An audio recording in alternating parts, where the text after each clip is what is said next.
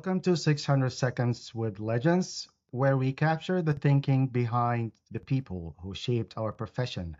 I am Musaab Fagiri, and today I am honored to be joined by Martin Gill.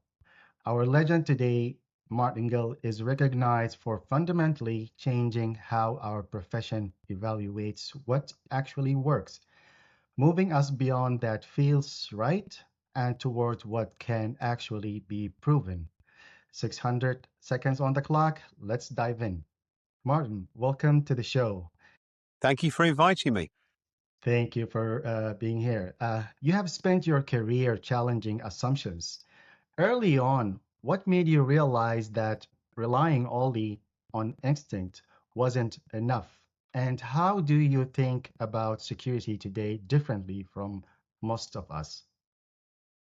The first thing is that one light bulb moment for me was when I was interviewing armed robbers in prison. And the interesting thing in speaking to armed robbers is I was asking them about security in banks and other premises. And generally, they weren't bothered about the security that was there. And this was a light bulb moment for me. Why are you not bothered about security? And I started to investigate their reasons and the explanations for them. And it dawned on me that having security is neither here nor there. The question is security effective? And it is that issue that has dominated my thinking. And in terms of whether things have changed, for me, they've changed dramatically. The evidence base has grown dramatically. The security world is now much more sophisticated in its thinking and its analysis than it was many years ago. And that thinking and analysis is prolific. It goes around the world. And one of the things I'm involved with is the OSPAs globally, 48 countries. And what I've learned from that is the very best in security everywhere is quite simply outstanding. Fascinating. Thank you for answering that. Okay, so when someone tells you or a leader tells you that this program, and referring to security programs, actually works, what goes in through your mind first? And do you question that? I think the question about whether it works or not is a problematic one and a very important one. And I've listened to many practitioners say that it works and given evidence about the fact it's reduced crime, made people feel safer, or whatever the measure are. In purely research terms, that can sometimes be a little bit unsophisticated in the sense that to prove it works scientifically is quite a process.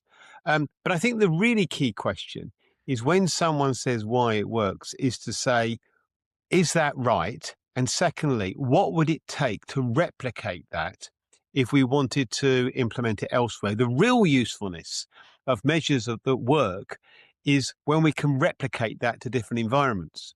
And therein lies both the skill and the trick. What is it that makes measures work in some contexts and not others? That if we wanted to repeat the success, we'd have to replicate in a different environment. And until you know that, the usefulness of the finding, even if it is true, has its limits. And that's the real test of spreading knowledge about good security. Perfect. So it takes confidence to challenge, the established thinking. When people pushed you back on your, findings, how did you stay grounded in your approach? And did you ever doubt yourself in one moment? I don't know that by and large people have pushed back markedly. I mean, we've had many debates about what works and what doesn't work, what's effective, what's not effective. And people have made many informed comments. And, the practitioner world is full of insights on what works and what doesn't work. It's not a privilege or a, a skill set that exists solely within academia, for example. And so I think out there's a world of wisdom. And so I tend to learn and try and learn a great deal. And I have learned immensely. I've learned much more from anybody, from all other people than any one individual has learned from me or from anybody's learned from me for that matter. It's been a great privilege to speak to so many people around the world. So I'm not sure the pushback has been in any way that wasn't reasonable or wasn't constructive. And certainly I've seen it like that. It's a chance to learn. And if people disagree with you, the question is why? and what can you learn? And I've definitely modified, changed, developed my views on the back of challenges from other people. So that's been very, very helpful. Perfect. And have you ever doubt yourself in the middle of your journey? I don't think I've ever doubted myself. I've always been enthusiastic. But the point about this is that, in a sense, I'm not trying to prove anything. I'm not on a mission beyond this.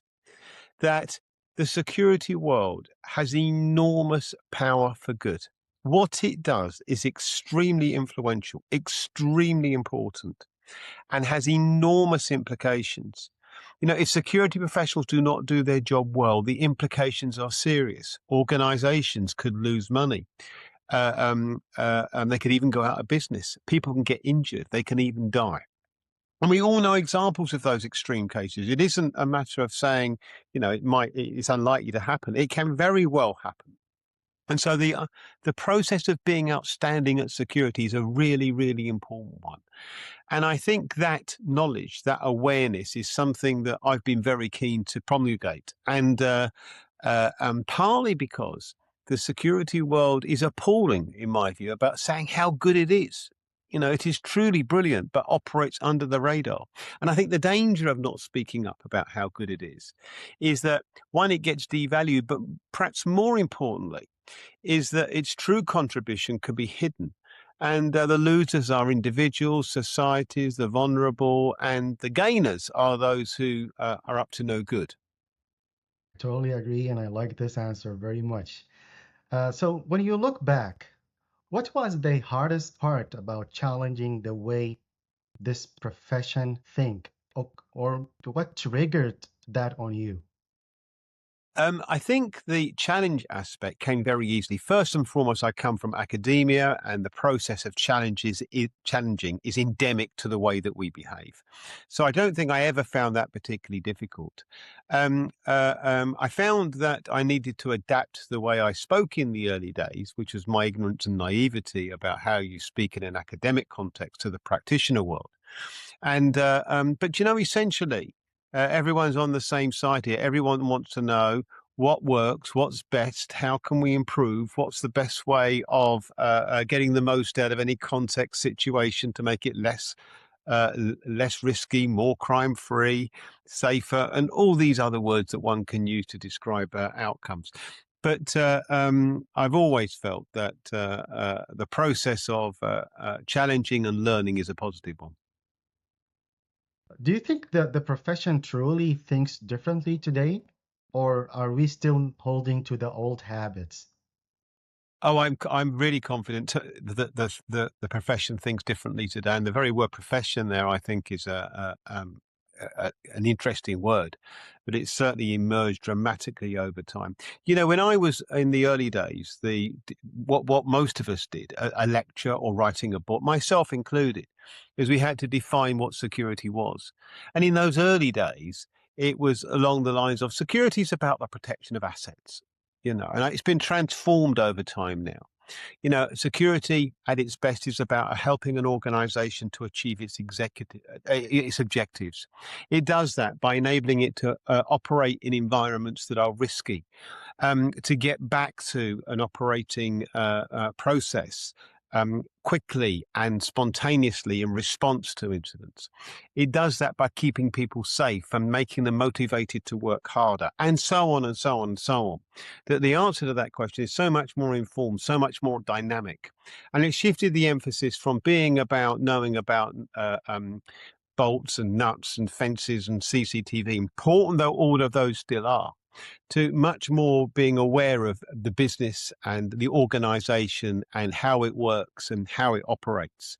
I mean, every individual and every process is both a potential security weakness and a potential ally in good security.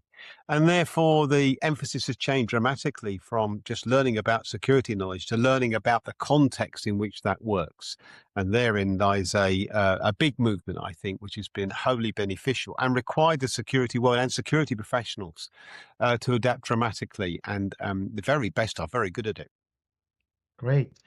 In few words, what's leadership means to you?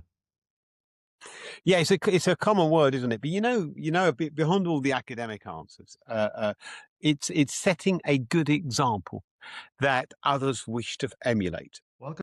My last question for you today is in one sentence, what defines a legend? Well, it wasn't a label that I was aware of particularly. I was called and said, "Did you know you're a legend?" I thought, "What do you mean I'm old?" It's a great honour. It's a great honour to have been seen to have had some influence, modest though I think it is, compared to others. And I'm very grateful for the label. And while I think there are many, many others, so much more deserving than me, I cannot begin to disguise the pride and honour I felt at being selected for such an accolade. Martin, thank you so much. Has been 600 Seconds with the Legends. See you in the next one. Thank you.